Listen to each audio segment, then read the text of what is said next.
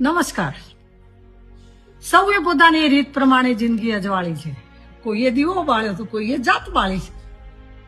મેઘાણી બાપુ અને ભગત બાપુ બે મહુવાના દરિયા કિનારે વાર્તાઓ શોધવા વિચરે અને એક વૃદ્ધ માજી ડગુમગુ હોય તો એ પથ્થર ઉપાડીને શેઠની હવેલી બને ત્યાં મજૂરી કરે. એટલે મેઘાણી બાપુ પૂછે કે માજી આ ઉંમરે મજૂરી દીકરો નથી?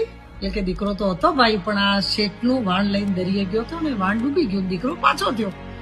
એટલે કે શેઠે કઈ વળતર બળતર આપ્યું કે નહીં? એ કે એનું વાણ ડૂબી ગયું ને શું વળતર માંગે? મારા નાથે આ દેહ નવરો રાખ્યો એ વળતર? મજૂરી તો થાય છે ને. ભગત બાપુ કે લ્યો પૂછો, આ બેમાં શેઠ કોણ?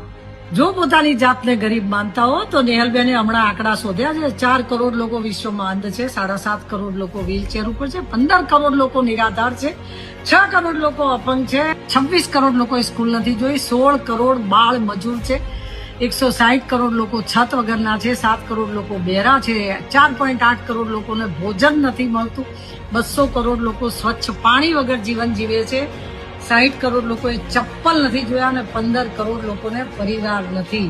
જો તમારે આ બધું છે ને તો પડકારા કરો, પથ્થરમાંથી પાણી નીકળશે.